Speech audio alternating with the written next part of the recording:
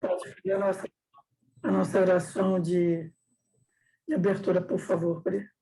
Eu abri, né, Pastor Irino hoje mais cedo, e aí a mensagem vem falando assim: o homem é o que pensa. Se você insistir em pensar no mal, na dor, na doença, você os atrairá para si. Pense na saúde, na alegria, na prosperidade, e sua vida tomará novo rumo. Afirme sempre que é feliz, que as dores passam, que a saúde se consolida cada vez mais, e a felicidade baterá à sua porta. Seja otimista e permaneça o mais possível ligado ao Pai Celestial. Então, essa foi a mensagem inicial de Pastorino, né? E aí vamos nos acalmar, né, das tribulações, pedir primeiramente a Deus, nosso Pai de amor, infinitamente bom e justo, que Ele nos dê sabedoria, que continuemos conectados com seu amor infinito. Pedimos também a Jesus, a Maria Santíssima, que nos abençoe, aos mentores espirituais deste estudo, que possam nos intuir, para que possamos levar a palavra de Jesus aos nossos corações e a todos aqueles que escutarem a palavra, que possamos vivenciar o que Jesus nos ensinou. Querido Deus, né, pedimos aos médicos espirituais que fluidifiquem essa água com o lenitivo necessário para os nossos corações físicos e para os nossos corações espirituais também.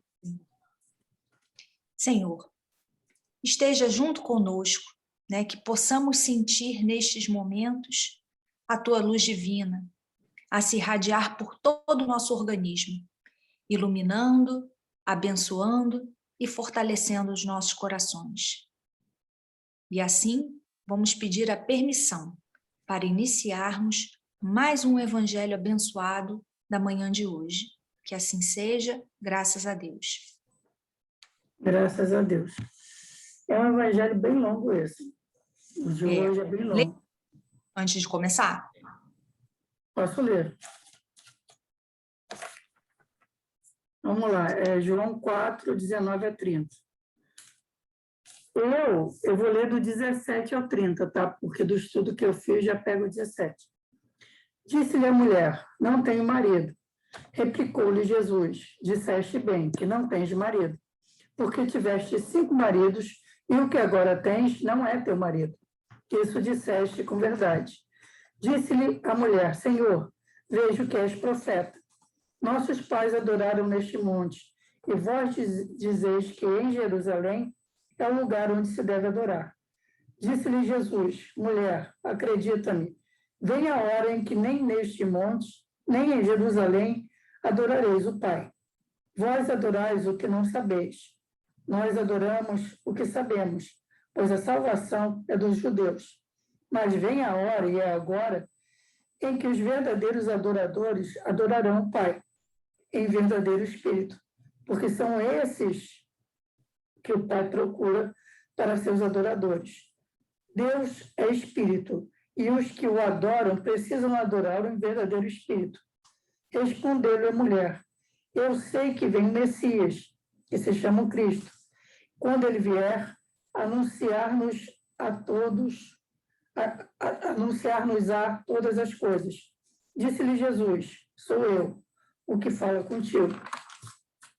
Nisto chegaram seus discípulos e admiraram-se de que estivesse falando com uma mulher. Ninguém, todavia, lhe perguntou: que procuras ou que falas com ela? A mulher deixou o cântaro, foi à cidade e disse aos homens: vinde ver um homem que contou tudo o que fiz. Será este, porventura, o Cristo? Saíram da cidade e vieram ter com ele.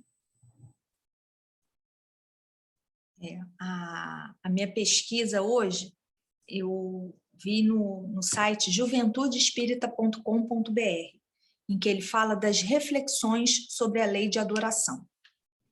E aí a mensagem vem falando assim: a ação de adorar a Deus nas inúmeras crenças religiosas sempre teve um caráter ritualístico,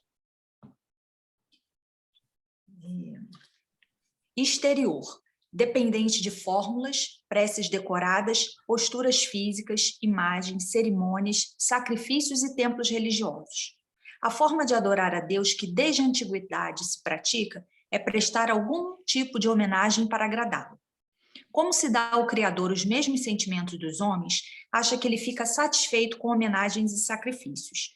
Isso se perpetuou ao longo dos milênios, e até hoje existe a mentalidade que Deus se ofende, se alegra, fica triste, fica revoltado, que gosta ou não gosta daquilo.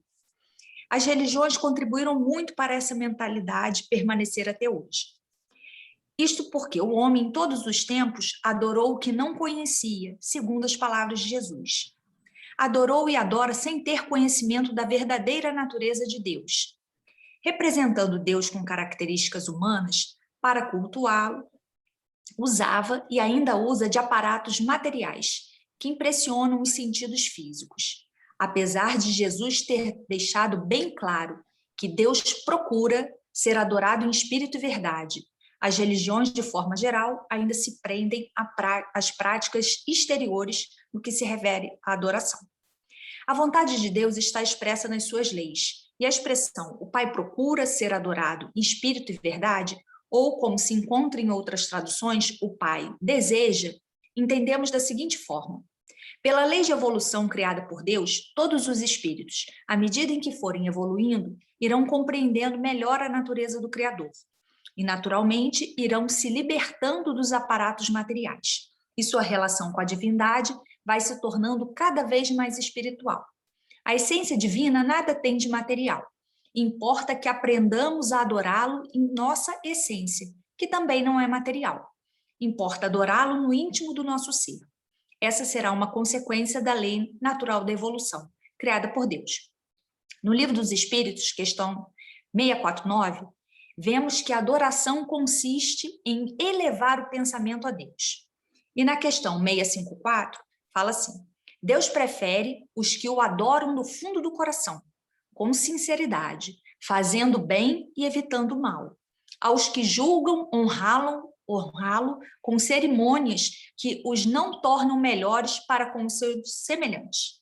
Analisando essas duas questões, entendemos que cultivando os pensamentos, os sentimentos elevados, procurando harmonizar nosso comportamento perante a vida e perante as leis, e perante ao próximo com as leis divinas, fazendo bem e evitando o mal, nos tornando melhores para com os nossos semelhantes, estaremos evoluindo, crescendo como espíritos imortais, e estaremos adorando a Deus em espírito e verdade, porque estaremos cumprindo o que Jesus nos ensinou.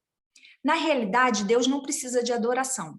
Nós é que precisamos desenvolver o sentimento e a consciência de um poder supremo, que é o nosso Criador, mas de uma forma lógica, racional, porque assim vamos gradativamente nos situando na existência com a consciência de que somos o princípio inteligente do universo, de que pertencemos à humanidade cósmica e que estamos nos desenvolvendo. Ainda não alcançamos a compreensão da natureza íntima de Deus. Muito falta para isto. Porém, os ensinamentos da doutrina espírita vai nos ajudando. Allan Kardec, com base na orientação dos espíritos da codificação, levantou uma ponta do véu e podemos perceber um pouco mais sobre o Criador. Já podemos compreender que Deus pode ser adorado na intimidade de cada um, no sentimento mais profundo de respeito e amor, baseado no conhecimento progressivo de sua verdadeira natureza. Pode ser adorado pela compreensão e aceitação de suas leis, que regem nossas existências. Também com a harmonização dos nossos pensamentos, sentimentos, palavras e atitudes a essa lei, compreendendo e aceitando que essas leis determinam, que depende das nossas decisões e escolhas a nossa felicidade ou infelicidades futuras. Temos que desenvolver o sentimento e o desejo do bem. E nos reconhecermos como espíritos imortais em evolução, cujo objetivo primordial é trabalharmos essa evolução moral e intelectual. E também vendo no próximo, seja ele quem for, um espírito que, como nós, também está em busca do crescimento espiritual, consciente ou inconscientemente. Adorar a Deus em espírito e verdade é nos dedicarmos no dia a dia, sinceramente e humildemente, a essa conquista, buscando o autoconhecimento e nos melhorando naquilo que for necessário. Assim, estaremos cumprindo de forma cada vez mais consciente o nosso papel como filhos de Deus. Foi a mensagem. Então, para adorar a Deus, a gente precisa fazer o bem, né? Nós já até conversamos a respeito. Então, não precisa ter religião, não precisa fazer culto exterior. Somos nós e Deus. E fazendo bem é a melhor forma de adorar a Deus, né? Fazendo bem o tempo inteiro. Esse evangelho, como eu tinha comentado, ele é bem longo, né? O pastorino, então, ele divide até em duas partes, a segunda parte nem vi tanto, mas a primeira já foi longa o suficiente. Uhum. E teve algumas curiosidades. Uma curiosidade que eu separei aqui, porque ele faz também toda aquela significação de palavras. Então, essa Maria, né, pode ser entendida como vigilância. Então, a samaritana, na realidade, ele trata como sendo a alma vigilante. E uma outra coisa que eu não sabia, não me lembro de ter lido nos tantos livros espíritas que eu já li, é que esta samaritana, a partir desse encontro, ele coloca que a partir desse encontro com Cristo, essa revelação foi tão grande para ela que ela tem uma evolução vertical. E ela, 15 séculos depois, veio a ser Teresa de Ávila. E eu também, de Igreja Católica, não conheço muito na história dos santos. Eu não sabia que ela parece que foi a primeira, deixa eu ver aqui, Teresa de Ávila, a única mulher que recebeu da Igreja Católica o título de doutora da Igreja. Eu não sabia disso. Isso eu também não sabia. Uma das maiores místicas que honraram e dignificaram a raça humana no Ocidente. Quer dizer, aquele encontro revelou tanto, né, iluminou tanto, também fico imaginando, gente, você, sendo mulher naquela época, conversar com Cristo, com Jesus, entendeu? Receber dele um ensinamento, e ele escolheu ela, porque aqui o pastorino também coloca que não foi à toa que ele falou com ela, porque ele reconheceu nela um espírito capaz de receber esses ensinamentos, né? Que ali faria a diferença. Bom, vamos lá, é um pouquinho longo, então pedir um pouquinho de paciência, tá? Jesus afirma que virá a hora, e é agora, em que os verdadeiros adoradores o cultuarão em espírito, pois esta é a vontade divina, sem mistura da matéria, nem intelecto, nem emoções, nem sensações. De qualquer forma, Jesus prega abertamente o universalismo. O Pai comum de todos os homens será adorado em qualquer lugar físico, pois o verdadeiro templo de Deus é o nosso próprio espírito e nosso corpo. Não há mais necessidade de templos e igrejas, sinagogas, nem centros, mesquitas, nem pagodes. Nada mais de liturgias, formas sacramentais e sacramentos, pompas e solenidades. Os verdadeiros adoradores rejeitam tudo isso e adoram em espírito verdadeiro. Todo o episódio retrata, pois, uma lição sobre o mergulho na consciência cósmica, o encontro com o eu profundo no poço do coração, obtido pelo espírito vigilante. Aqui a história do Samaria quer dizer vigilância. Primeiramente, há um equívoco natural. A alma vigilante estranha o chamamento de alguém que ela ainda não encontrara. Um desconhecido. Ela costumara se percorrer as áreas do amor profano, nos leitos conjugais, do amor desinteressado nos filhos que gerara, do amor sublimado nas devoções ritualísticas, sonoras e solenes, notas dos órgãos, do amor divino nos claustros segregados do bulício do mundo. E agora, eis que surge uma faceta nova à sua frente, se apresenta um estranho, e esse estranho diz-lhe que poderá dar-lhe a água viva. Que anteriormente também tem essa conversa do poço, ele diz que ele é água viva, quem beber dele não vai sentir mais sede, né? Realmente, todas as águas que anteriormente, com sua freguidão, bebera para saciar seu amor, jamais a deixaram satisfeita. Queria sempre mais, e depois de ter mais, vinha o tédio. E o estranho promete que, se ela o conhecer profundamente, ele saciará a sua sede para sempre. Ingênua, retruca-lhe que o poço é fundo. Realmente, o coração do homem é abismo insondável. É infinito, e só com o infinito pode ser saciado definitivamente. O Cristo interno demonstra que todos os que bebem da água das exterioridades transitórias da personalidade continuam tendo sede. Apenas aqueles que se unem a ele, que o conhecem, imergindo, ou mergulhando na consciência cósmica, só esses é que jamais terão sede, porque nessa mesma alma vigilante surgirá uma fonte perene de água viva, que virá do fundo do poço de seu coração e fluirá sem interrupções para a vida interna, para a vida do espírito. No desenvolvimento da parábola, o Cristo interno pergunta pelo marido, ou seja, por aquele a quem ela ama. E a alma diz, no momento não possui. Com verdade, respondes, fala o Cristo interno, pois 5 tiveste e o atual não é teu. Realmente, na peregrinação longa pelos caminhos da terra, a alma vai desposando inúmeras crenças, todas equivocadas ou incompletas, até que depois despose a verdadeira, o amante perfeito, ele mesmo, o Cristo interno. Essa mesma passagem pode ser interpretada de modo ainda melhor, com mais verdade, compreendendo-se que o Cristo interno queria dizer que os 5 maridos que tivera, referindo-se às suas ilusões. Número 1, seu próprio corpo, ou a vida material. Número 2, suas sensações. Número 3, as suas emoções. Número 4, seu intelecto. Número 5, seu espírito não unificado à consciência cósmica. O próprio 6º marido atual, a mente, que a levar a mergulhar no coração, poço, na busca do Cristo, esse mesmo não era legítimo, pois só a centelha divina, o eu profundo, é que pode dizer-se o verdadeiro eu, o verdadeiro espírito. E é esse espírito verdadeiro o único que poderá unificar-se ao Cristo interno, a consciência cósmica.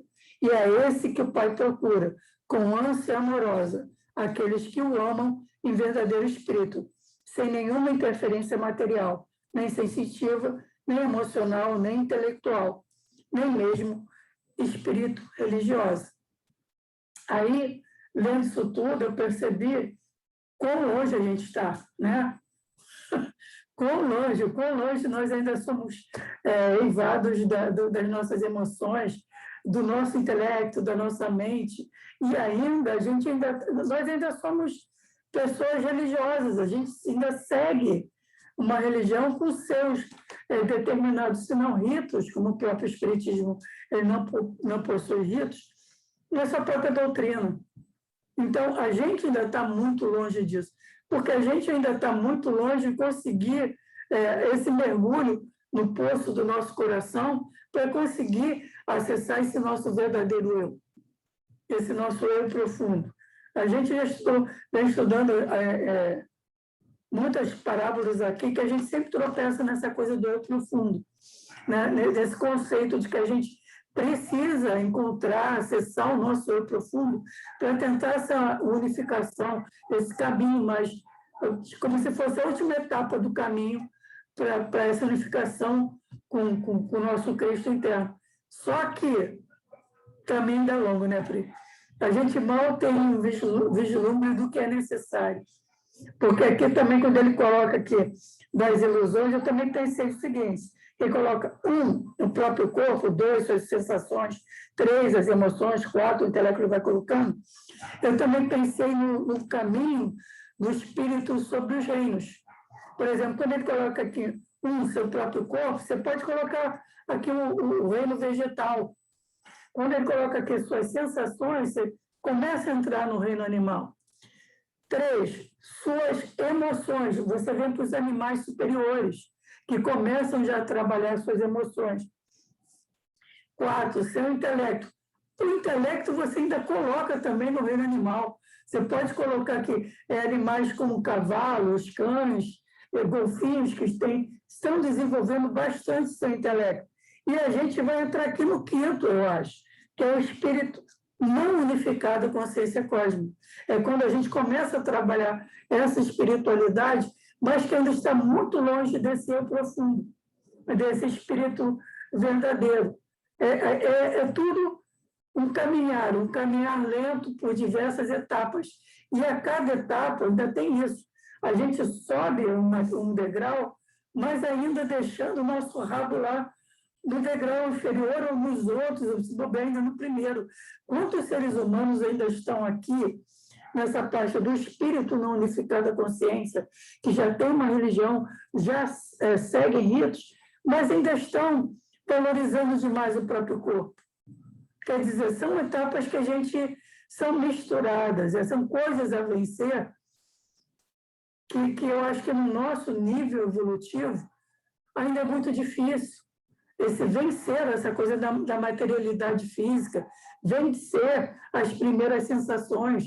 A gente todo dia, aqui, a gente liga a TV, vê noticiário, tem sempre alguém matando alguém porque deixou, por ciúme, por amor. Isso a gente sabe que nada mais é do que apenas sensações. Que isso não tem nada a ver nem com emoção, isso tem a ver com sensação. Aquela coisa de posse, de bicho. De bicho, que eu já comentei contigo, que uma revelação para mim foi de uma colega no outro centro espírita, que ela falou, a filha estava dando um chilique por causa de ciúme de uma boneca, e ela falou para a filha, ciúme é coisa de bicho. É bicho que tem ciúme, que morde os outros, arranha os outros por ciúme. Gente, aquilo para mim foi porque até então era uma pessoa mega ciumenta nas minhas relações amorosas.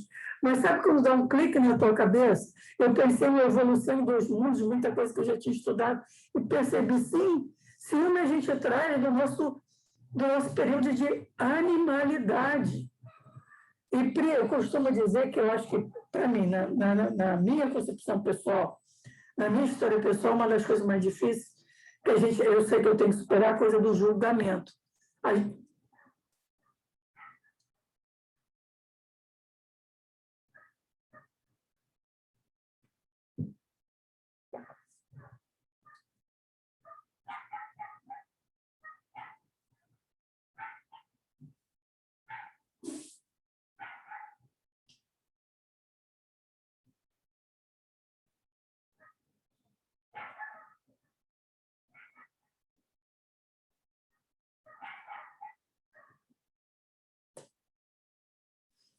A coisa do julgamento, que a gente, para evoluir, a gente tem que aprender a não julgar. Mas eu acho difícil, porque eu acho que a nossa sobrevivência, que eu sempre digo que a gente está mais perto da animalidade do que da angelitude. E a nossa sobrevivência enquanto animais, toda essa romagem pelo reino animal que a gente fez, dependia do julgamento.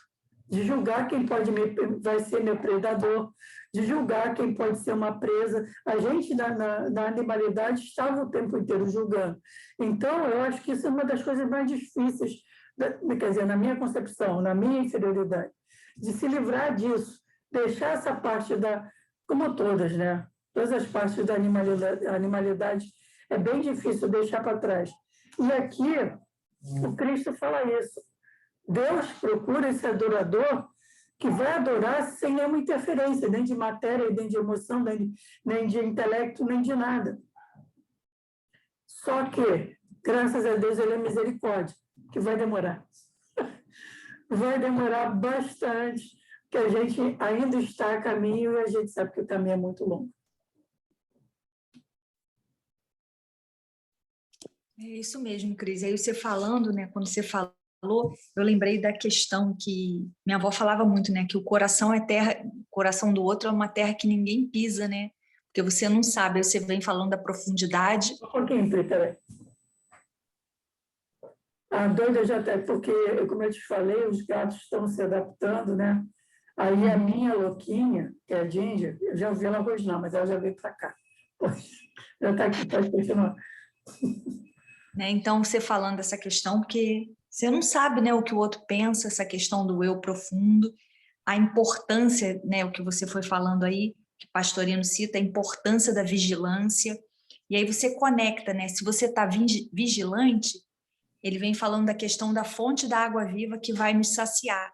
Você consegue perceber os sinais, isso vai saciando a sua sede, né, porque você está ali conectado, dessa questão da ligação com o superior, né, com Deus. Não importa como você entenda qual a sua religião, nada disso importa. A adoração vem do coração.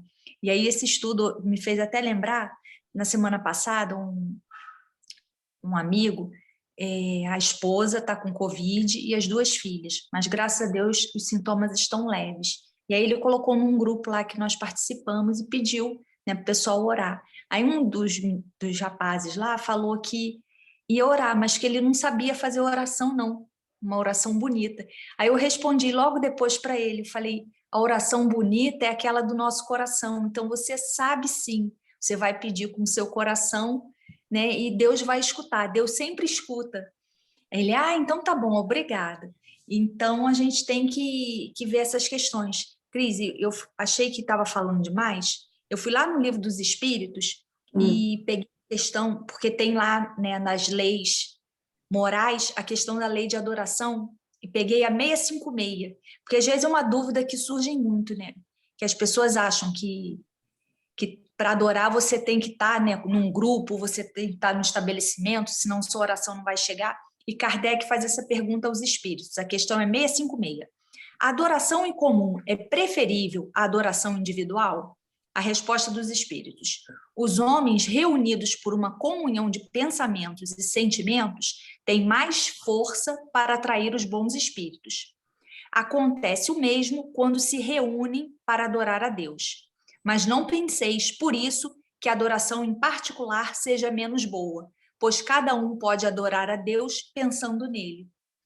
Então, eu não preciso estar em local nenhum para fazer adoração a Deus, né? Nesse momento de pandemia, a gente não precisa ficar desesperado, né? Porque os templos, né? Algumas igrejas estão abertas, né?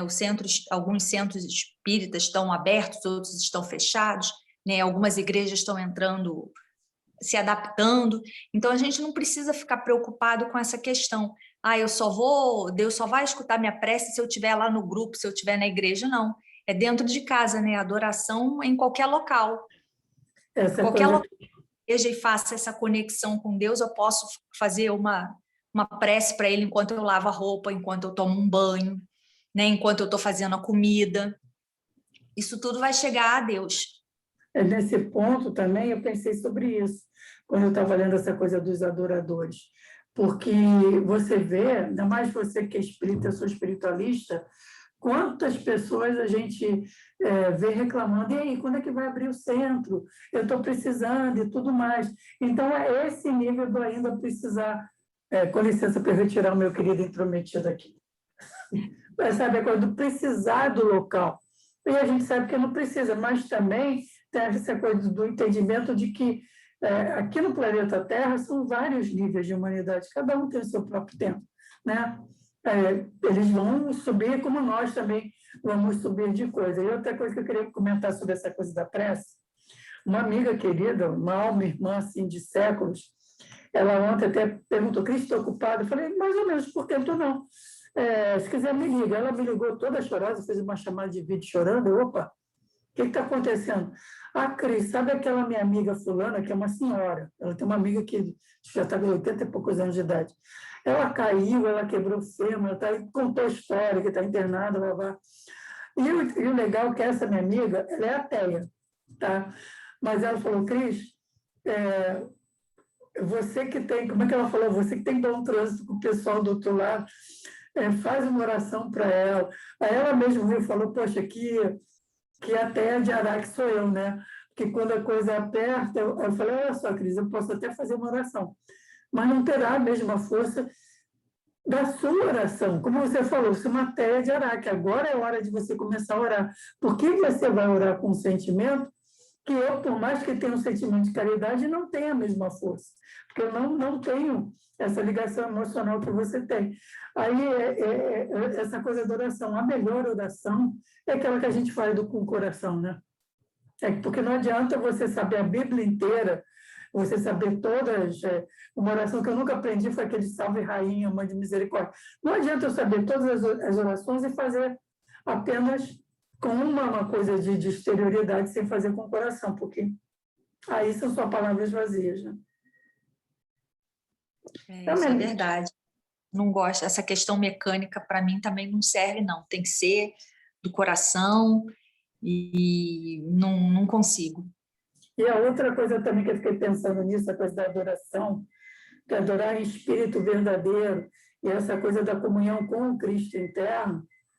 Gente, quando a gente chegar a isso, não vai mais existir injustiça social. Não vai mais haver. Porque a gente vai reconhecer no outro o Cristo interno também. Então, a gente vai se respeitar, se amar, se tratar bem, na mesma medida que a gente vai respeitar, amar e tratar bem o outro. Porque nós somos partículas, nós somos centelhas do mesmo Deus. Então, eu tenho que o amar ao próximo como a si mesmo não é nada além do que a racionalidade vai ser natural. Isso nem precisaria. Eu acho que quando a gente chegar a esse nível, o evangelho em si vai ser, tipo assim, desnecessário, porque ele já vai estar interiorizado em todo mundo. Já vai ser uma vivência. A gente não vai precisar da palavra escrita, que vai ser a palavra vivenciada em todo mundo. E aí, minha querida, que a gente percebe do que é feito esses mundos venturosos que a gente lê no Livro dos Espíritos. São feitos de pessoas que já estão em comunhão com a sua centelha divina. Isso não cai do céu, isso é uma construção de cada um. Quando cada um constrói em si mesmo esse paraíso, ele emana paraíso. Aí é o que vem dizendo aqui no final. Quando você encontra essa fonte de água viva, ela emana de você. Então, esse paraíso se torna natural. Realmente, né, minha amiga, o caminho é bastante longo, mas, graças a Deus, a gente começa a ter um pequeno vislumbre disso, né? A nossa rumagem por aqui ainda vai ser bastante longa, se Deus quiser que seja ainda por aqui, que não sejamos degradados novamente, né? Aqui já está bom. Não é tão bom assim, mas já está bom para a gente. Está muito depois... bom. Eu acho que a gente, né? Vamos fazer a tarefinha aqui e tentar se melhorar e saber que é um passinho de cada vez. Acrescentar mais alguma coisa? Vamos... Não. Eu vou pedir para você fazer a oração de encerramento para depois a gente selecionar o estudo da semana que vem. Tá? Por favor. Então, vamos, primeiramente, agradecer a Deus por esta oportunidade, agradecer pelos benfeitores espirituais que estão conosco, agradecer por Jesus estar no nosso lar, né? Por estarmos conectados com Jesus, com os espíritos benfeitores. Isso é uma alegria imensa. Mas vamos pedir também, Senhor, vamos pedir por cada pessoa que esteja no planeta Terra, que ela possa receber neste momento, Senhor, um alento, que ela possa se lembrar que Tu estás com ela o tempo inteiro, que tudo que nos acontece é para o nosso bem sempre, que Deus é um Pai de infinita misericórdia, que Ele é bom e justo o tempo inteiro. Então, Senhor, abençoe a cada um, abençoe os nossos vizinhos, abençoe os governantes, Senhor, de cada nação, abençoe os cientistas, os grandes líderes religiosos, Mestre Jesus, aqueles que estão nos hospitais, os que são doentes do corpo, Senhor, mas também os que estão doentes da alma, que eles possam ser alentados neste instante, Mestre Jesus, e com o coração repleto de alegria, pedimos a permissão aos mentores espirituais para darmos por finalizado mais um evangelho abençoado. Que assim seja, graças a Deus.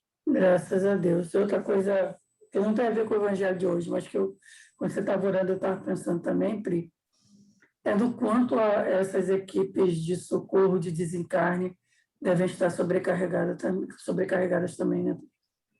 Tanta gente nesse desencarne coletivo e tantos espíritos ainda em perturbação por esses desencarnes. A coisa deve estar bem tensa do outro lado.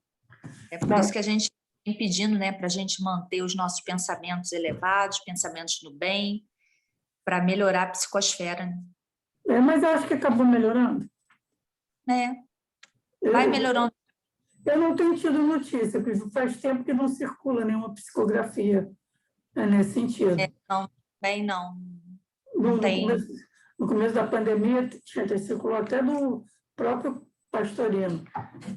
Ai, meu coração, quase que eu tinha um xerife agora.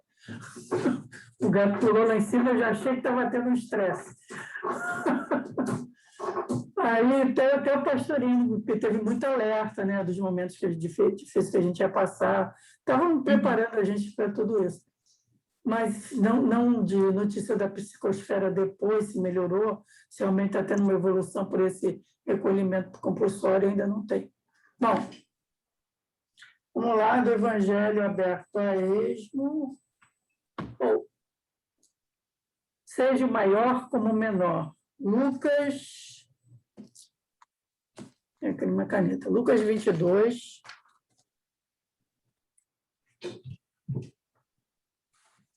de 24 a 30. Depois eu vou até ver na numerologia esse negócio do 30, que já é o segundo 30 que surge aqui. Né? O outro também era 19 a 30, esse de 24 a 30. Verdade. Tá? Tá certo, Cris. Então, minha linda, eu hoje vou desligar logo, porque agora estão brincando de correr, eu já estou aqui até, tem que ficar... Falei com a veterinária que ela falou, Cris, uns 15 dias de observação. Aí, graças a Deus, agora o recesso de Maricá foi adiantado, então vou entrar em recesso. Vai dar para cuidar disso aqui com mais tranquilidade. Pri, tchauzinho, obrigado por tudo. Nada. Até.